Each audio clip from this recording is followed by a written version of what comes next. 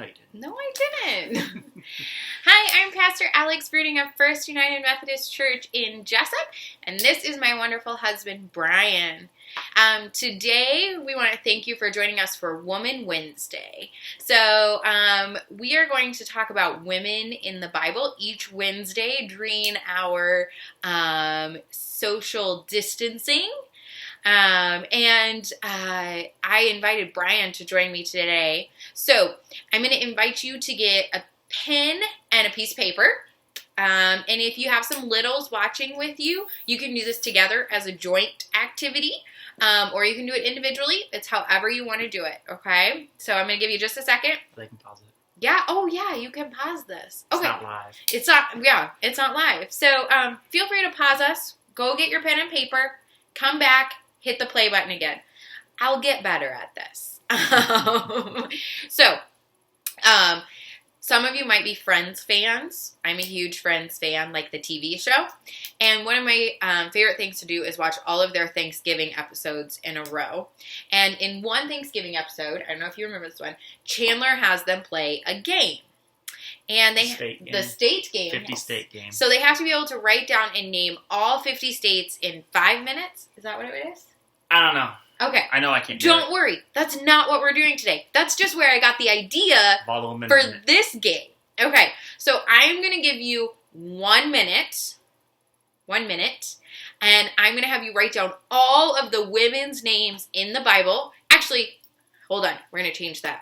All of the women you can think of was my first in question. the Bible. Okay, so I'll give you a kind of a freebie. So some of the women aren't named. So you have like the bleeding woman. The bleeding woman. That's your freebie. Okay. So on your marks.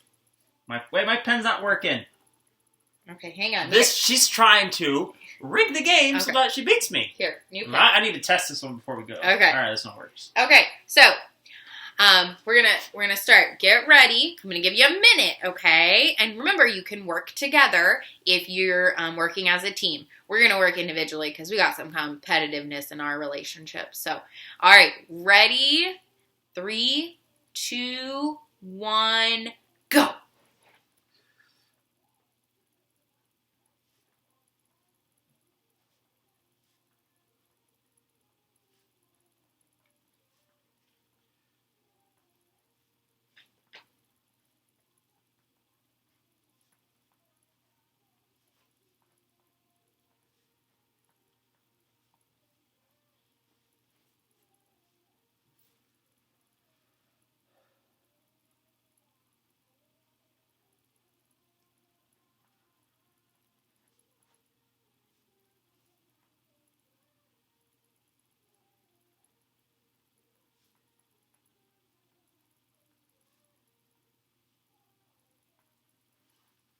Are you watching the time? Time's up. Sorry. I think time's up. What time did we start? Did I give you a minute? No, we're gonna go with it. I think we started at 30, so your minute's now up. Like I said, we're gonna get better at this. Okay, so how many do you have? Well, did Potiphar's wife have a name? No. Okay, what about Pharaoh's daughter? Is that Miriam? No, Miriam is Moses' sister. Okay. I don't think so. Okay. Okay. That's all I had. Jezebel's a person, right? Yes. That's the person who has John the Baptist killed. No, Jezebel is not that person. Okay. Oh! How you got? Show them. Let's show at the same time. All right. I have 12. Oh, Brian got 13. But you didn't actually know who Jezebel was. I know who it is. Oh. She's a person in the Bible. All right. How many did you get? Comment down below. Let's see who can have the highest number of women in the Bible. We can even make this a denominational competition because the person who grew up in the Baptist church for 21 years. I will refrain from the comment that just went through my mind. So, just a little fun to see how many women in the Bible you know, or you could think of in a very high, intense pressure situation. So today, we're going to talk about one woman in particular. Do you have her on your list? You chose her. No. Hannah. I don't know who that is anymore. So I gave Bryan the index of this book and said, which woman should we talk about? And he chose Hannah. The one that I couldn't remember who she was. So we're going to talk about Hannah today. So I want to give a shout out to some people who made my awesome resources for today. So this here is Gritty and Graceful, and this here is Grit and Grace. This Grit and Grace is by... Oh, both of them actually are by Karen Rivadeneira. Should have practiced that. I should have practiced that. Like I said, I'm going to get better at this. Then this one is illustrated by Sonia Socarno, and this one is illustrated by Katie Betts. Both of these come from Sparkhouse Beaming Book Publishing, which is an ELC publishing house. This is kind of the younger version. It's a picture book. She's talking to Lutheran Church. Yes. For those of you that are... Evangelical Lutheran Church of America.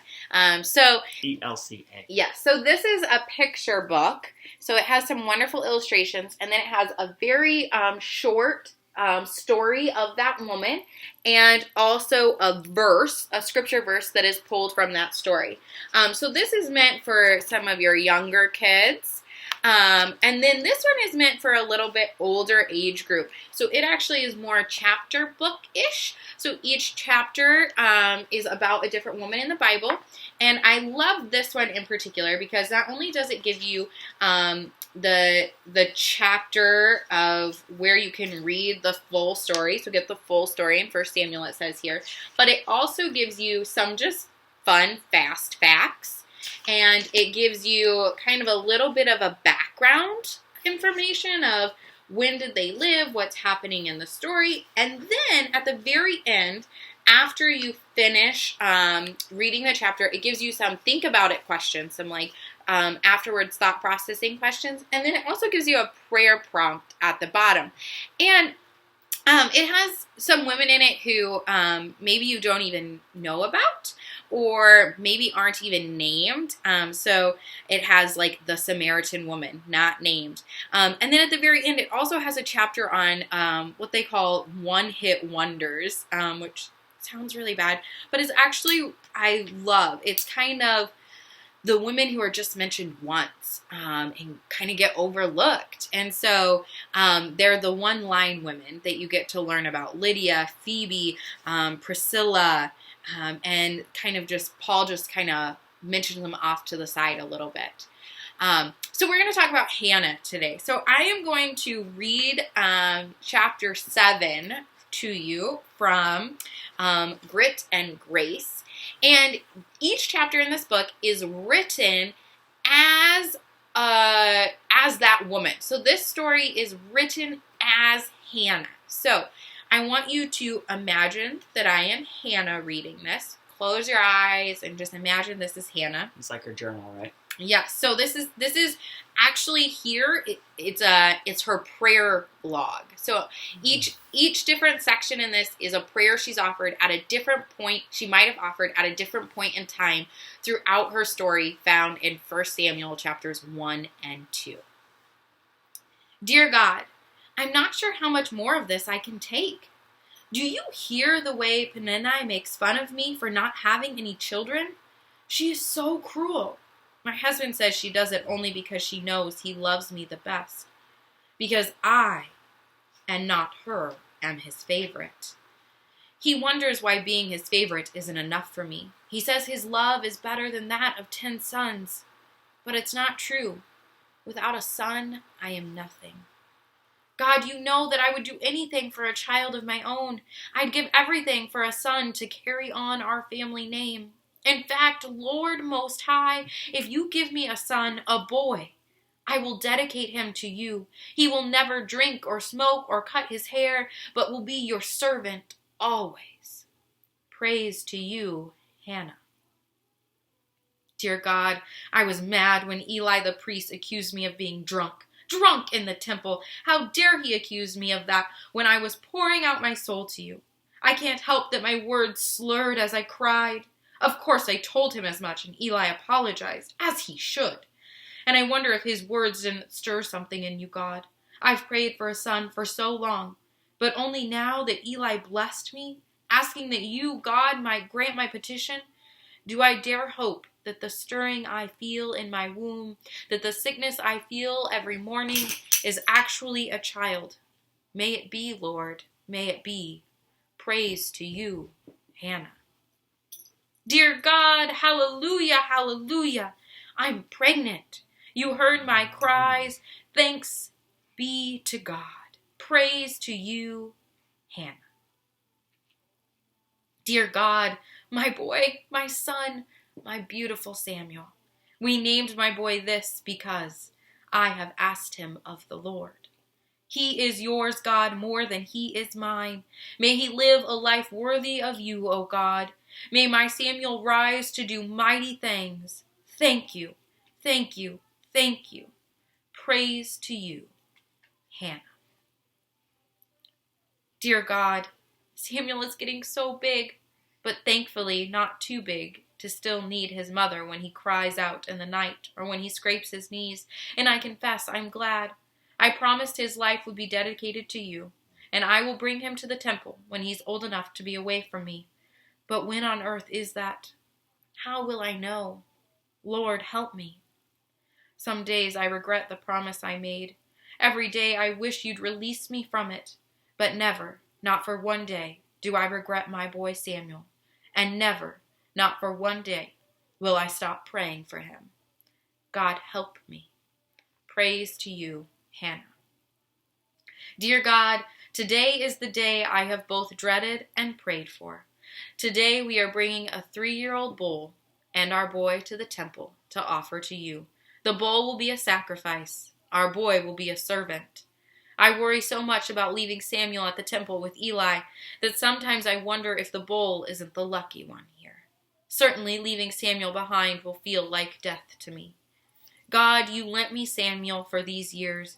You've made me happier than I ever imagined being, and now, God, I give him back to you. Be with my boy. Be near him. Don't let him feel afraid. Don't let him forget me. Don't let him ever think for a moment that I gave him up. Let him understand that you are the one who gave him up for me these years, and now I'm just giving him back. Let Eli and Eli's sons be good to Samuel. Let them take care of him. Make him a good boy. Make him a good man. God, let him grow up in your presence. Praise to you, Hannah. Dear God, I left Samuel with you. My heart broke. It was harder than I thought. But you gave me courage. You gave me strength. It's true what they say. There is no other God like you. You are my rock. You make the weak strong. You make the poor rich. You may let us struggle, but you rise us up. You lift us from the dust, from the dry ground we cry on. You guard us. You protect us from our enemies. Be with my boy. Be with me. May the words of Eli once again come true. May you repay me with children for the gift of my son. Praise to you, Hannah. Dear God, you were with me once again when I brought Samuel his robe. Every year as I approach the temple, my heart leaps and breaks all at once. I am so proud of my son, of the young man of God he is becoming, of the way he hears you calling him in the night, of the way he listens to you. Thank you for not letting him forget me. Thank you that he still loves me. And thank you for hearing Eli's prayer all those years ago and for giving me more children. Thank you for my 4 sons and my 2 daughters. And thank you, thank you, thank you for allowing my Samuel to grow up in your presence, even though he cannot grow up in mine. Praise to you, Hannah. So that is Hannah's story, told from Hannah's perspective. You can find this story in 1 Samuel chapters 1 and 2. It covers a lot of ground. So Hannah was unable to become pregnant, and she kind of bartered with God a little bit. If you give me the son, I'll give him back to you to be your servant.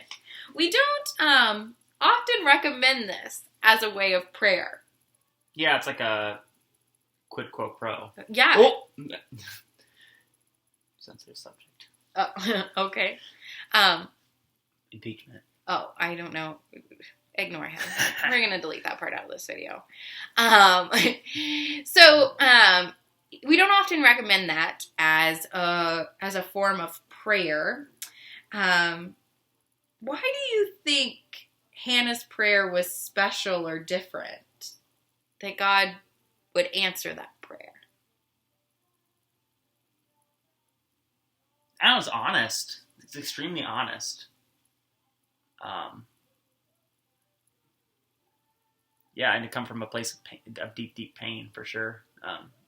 She, just especially at the time, how much the woman was tied to her ability to bear children, and if anything, a son.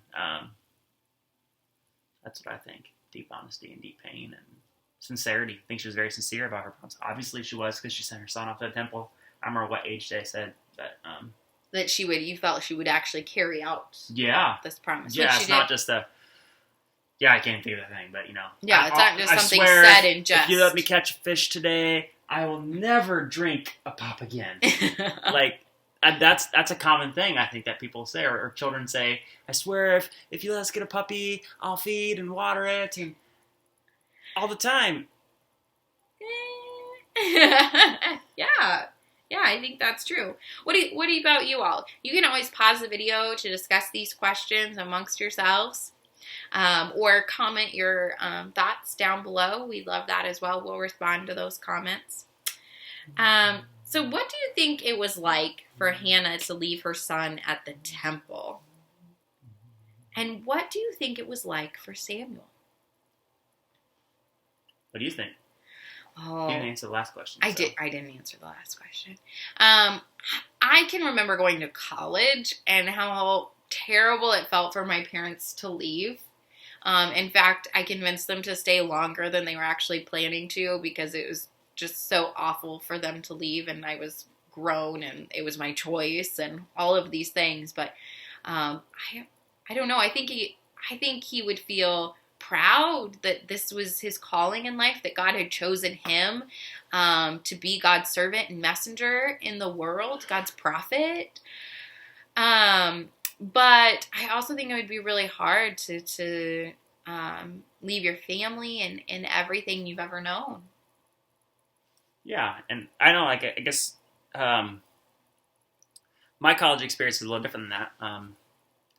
And I don't think, maybe I didn't get the significance of it at the time. I know my mom was very emotional, and I think I was too, but I just, walked away. But when we moved to Kansas for the first time, that would be my experience where it was most like that. And then leaving Kansas again to come back to Iowa. Right when we got there, we thought we were counting the days until we could come back to Iowa, and then we just fell so much in love with everybody down there, especially a special family. But I don't know, proud possibly, but stinking terrified, scared. Yeah. And we don't know how old they were either, when they trained for the temple. I don't know if they indicate to that or if you could look back in the text, but I don't imagine they were 18. Just imagine, think about life expectancy of things, even 100 years ago compared to what it is now. Yeah. You better get going, because you're, and did you ask about how Hannah felt as well? I think immensely bittersweet. For sure proud, but she poured so much of her identity into that boy, to Samuel. I think that can happen to a lot of parents if they kind of lose themselves in parenting, which is very easy to do. And I for sure can see that I've done that for some of myself, but it's also kind of on my mind that you want to kind of remain still your person that you were before, because someday they're not going to be there every day. And I think at the time it was probably different for her than it would be for us now. Probably left her family at a young age as well. But big change in identity. Another big change in identity. So some things to think about with Hannah's story. Some of the things that you might be wondering. So why did she need a son, right? Why did she need that baby? Why did she want that so badly? So in this society and culture, in this time, woman without a son was considered a disgrace. It's going. Okay, was considered a disgrace and would be looked down upon and mocked. It talks about how she was mocked by her husband's other wives. And so she would have been looked down upon. She would have been mocked. If something had happened to her husband, there would be nobody to care for her because she would not have property of her own. She wouldn't have her own money, her own job. And so if something happened to her husband, her son would be the one who would take care of her. And without a son, she would be very, very vulnerable in society. There's another story about that. Oh my gosh, I can't remember what the story is. Where there's a woman, I think it's another woman in the Bible we probably could talk about, where her husband dies, and then she marries his brother. Then he dies. You know what I'm talking about? Yeah, we're probably not going to talk about that one in an elementary lesson. Oh, okay. I didn't go to where we could. But who was that person? Oh, that was Tamar. Okay. Is that right? Is it Tamar or is it... Not Dorcas. No, it's not Dorcas. It's one of the women in Jesus' genealogy. But that's a story for another day. So that's just something to note about, because that might be one of the questions you have as a woman or a girl growing up in society today. Why would she need a baby? Why does she feel like she needed that so badly? I think most people wouldn't question it just because our friends, we see the extent our friends go to have children. Remember, elementary lesson here, B. Oh. We're going to cut some of this. Please. Yeah. I'm sorry. I thought you said it was teens. No, like upper elementary. Okay. Sorry. You're going to have to go through and splice them. Do you want to restart? No, heck no. Okay. So, another thing to think about with this story, we're not sure what age Samuel actually went to the temple. So the text tells us that it was when he was weaned. So we don't know if that means when his mom stopped nursing him, which maybe would have been around the age of 3, or if it means when he stopped really relying on his mother to care for him day in and day out, when he could start doing some things on his own. So maybe between the ages of 6 and 12. So maybe think about how Samuel would have felt if he was 3 versus how Samuel would have felt if he was 12. Or maybe whatever age you are right now. Think about how Samuel would have felt if he were around that age when he was left at the temple. And parents, talk about how you would feel if that were the situation you are in right now with your kiddo. The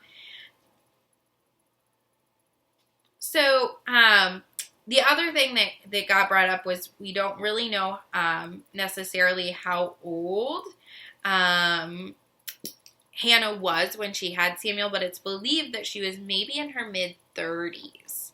Mid-30s is actually considered older for having a baby today. Even I think it's 35 is considered an at-risk pregnancy, which where mom could be hurt and the baby as well. And so 35 in this time to not have had your first child yet would have been very, very odd in this culture, in this society.